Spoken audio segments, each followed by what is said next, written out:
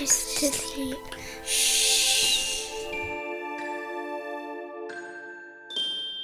Hi everyone, Charlie here. Do you ever wonder what goes on in your brain and body whilst you're sleeping? I do. It's so fascinating to think about. The children at Edith Neville Primary School and Great Ormond Street Hospital had some excellent questions all about sleep, so we thought we'd ask an expert. I'm here with Matthew Davies, who's going to tell us a bit more about sleep. Can you introduce yourself, Matthew? Hi everyone, I'm Matthew. I'm a sleep physiologist at Great Ormond Street Hospital for children. I help diagnose and treat sleep disorders. Amazing. So when you go to work, what kind of things do you do? So children would come into our sleep lab and we would put lots of sensors on them and hopefully they'd have a good night's sleep. And we'd be measuring what's happening in their brain, their breathing and their hearts during sleep. That's such a cool job. Well, we've got some questions for you. Take it away, kids. My name's Dalal, I'm 8 years old, and my question is, why do we sleep? Hi Dalal, thank you for a very, very important question. So let's ask ourselves, why do we breathe? Why do our hearts beat? Why do we eat and drink? Well, the simple answer is to live. Sleep is absolutely essential for life. We're still learning a lot about sleep, but what we do know is that good sleep is important for our physical and mental health, our immunity, our emotional regulation, creativity, problem solving. And in children, it's especially important for growth, memory and learning. And you can tell your big brothers, sisters, mums and dads that it's even good for your physical appearance. So sleep has lots and lots of benefits. But a nice way to think of it is that good sleep helps you to be the best version of you. My name is Egon. I'm 8 years old and my question is, how much time do we need to sleep? Thanks, Igor. What a great question. The amount of sleep and when we sleep changes with our age. If you have a baby brother or sister, you'll know they spend more than half of their time sleeping in the day and night. That's because almost every minute they're awake is a new experience for them, and they're quickly growing and developing. Grown-ups usually sleep for around 8 hours overnight and don't need a nap in the day, but older adults, like our grandparents, often have less sleep overnight and quite like an afternoon nap. It's recommended that, on average, toddlers and babies spend about 12 to 17 hours asleep, children 9 to 13 hours, and adults 7 to 9 hours asleep. But we all need different amounts of sleep, and we often know if we're not having enough sleep, because the next day we might feel tired, grumpy, emotional, or we might find it hard to concentrate. What's important is that you have enough sleep so you feel at your best. Sometimes I wish I was a lion. They can sleep up to 22 hours a day. My name is Nini and I'm 8 years old, and my question is, what do you do in your sleep? Hi Nini, thanks for your great question. Lots of fascinating things happen to our brain and body during sleep. Sleep has different stages that we cycle through every hour and a half to 2 hours throughout our sleep. And in younger children, that can be even quicker. The main sleep stages are non-rapid eye movement sleep, or what we call non-REM, which makes up about 3/4 of our sleep, and rapid eye movement sleep, which we call REM, and that makes up the remaining quarter of our sleep. Now, to complicate things more, non-REM sleep has 3 stages, and stage 1 we sometimes call transitional stage, because it's usually the stage of sleep that we fall into from wake, and we should spend the least amount of time in this stage. Our body temperature would have already started to have dropped at this point, and it continues to fall until the early hours of the morning. It's the lightest of our sleep stages, and we can be very easily woken up. We then move into stage 2, and this can be described as light sleep, but it is deeper than stage 1 and has benefits like memory and learning. Our brainwaves start to slow down, our heart rate, our blood pressure fall, and our muscles start to relax. Adults spend nearly half of their sleep in stage 2. We then have stage 3 of non-REM sleep. This is our deepest sleep, and it's most difficult to wake us up from. Our brainwaves are at their slowest, but at their strongest. Our muscles are relaxed, heart rate and blood pressure decrease, especially in the first half of the night, and our breathing becomes very regular. Deep sleep is what we need to wake up feeling refreshed. It's when our body repairs and regrows tissue, builds bone and muscle, and strengthens our immune system. Adults spend about 1/4 of their sleep in deep sleep, but children, especially babies, can spend a lot more time in deep sleep. That's so interesting. Finally, we have dream sleep, or REM sleep, which most people find very fascinating. It's important for memory and learning, emotional processing and brain development. Newborns can spend almost half of their time in REM sleep. It's called REM sleep, or rapid eye movement sleep, because our eyes move rapidly side to side behind our closed eyelids. Our brain waves look very similar to when we're awake. Our heart rate, our blood pressure increase, our breathing becomes irregular. And despite being called dream sleep, we actually dream in all sleep stages.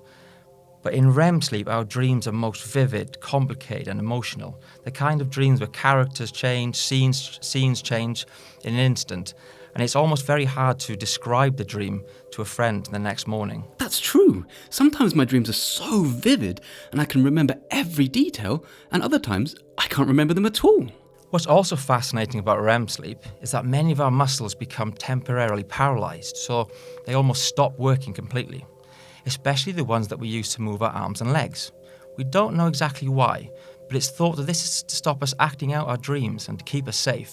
But remember, we dream in all stages of sleep, so this might not be true. Wow, it's amazing how busy our bodies are whilst we're sleeping.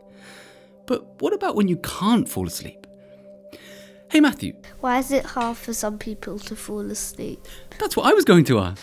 Well, we can all find it hard to fall asleep from time to time. We might have a lot on our mind, we are worrying about something in our lives, or something that's happening tomorrow, like maybe a test at school. Or maybe it's our sleep hygiene. Now, this isn't having a wash before bed, but it's whether our bedroom and our routine help us sleep. For example, is our bedroom quiet and dark enough? Is it too hot or too cold? Is the bed, the pillow and the duvet comfortable? Or maybe we've had too much screen time too close to bed. My name is Miles. Why do we sleep with our eyes closed? Hi, Miles. Well, our eyelids have an important job during sleep.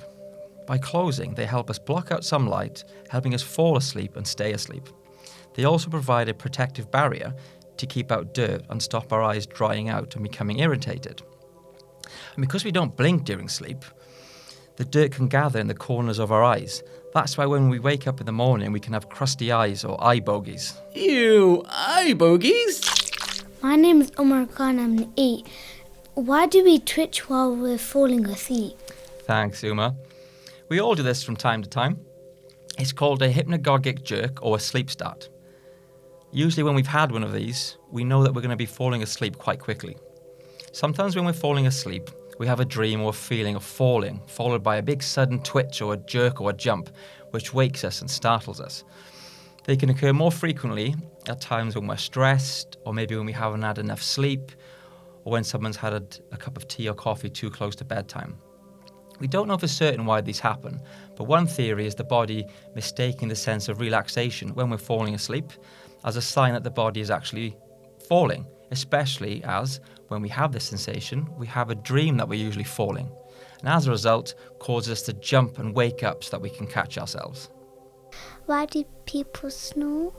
Snoring happens when air flows past relaxed tissues in our throat, causing the tissues to vibrate as you breathe, and that's what you can hear. Snoring is more common when you're on your back because of gravity, and when we're in REM sleep, when we have those paralysed muscles. Our muscles are most relaxed. Why do animals snore? Animals, especially mammals, share some similar anatomy to us, and they also have sleep cycles similar to us. Snoring can be caused by the sleeping position, so maybe they're on their back, being overweight, and anatomy. For example, some dogs have shorter snouts, and for that reason, they're more likely to snore. Our house pets, like our cats and dogs, also have REM sleep, like us, and therefore dream and have periods where their muscles become very relaxed, which can cause snoring. I've got a Maine Coon at home called Simba, who's very mischievous, always misbehaving, but loves a good sleep. I know when he's dreaming because he sometimes has a soft snore and his paws twitch like he's chasing a mouse or up to no good. Noodle is always snoring. Sorry, Noodle. Purring. You're always purring. My name is Bilal, and I'm here to ask a question about sleep. Why does sleep feel real? Thanks, Bilal. That's a really, really good question. This is because when we dream, especially in REM sleep, parts of our brain are active that are also active when we're awake. Our dreams regularly include people, places, pets, images and emotions that we experience during the day, so they can feel very, very real.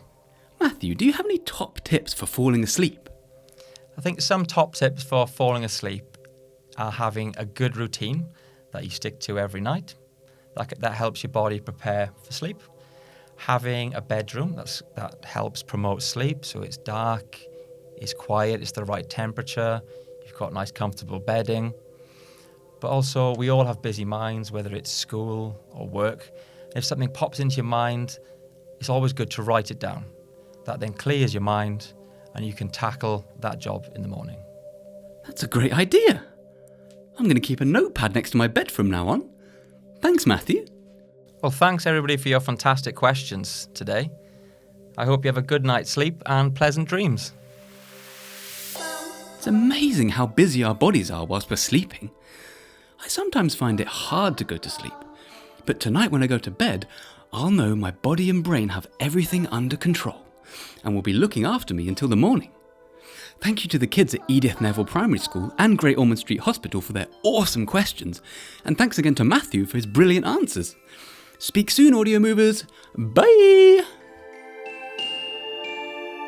If you're having trouble falling asleep, it's important to tell your parents, carer, or another trusted adult.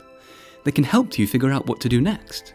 The Sleep Charity's website has lots of tips and helpful advice about going to sleep. They even have a helpline where you and your carer can speak to a trained sleep advisor. Sometimes it's a good idea to pay your doctor a visit and let them know what's been going on. The important thing to remember is that you are not alone. Lots of people have trouble sleeping, but there is support out there which can help you get a good night's rest.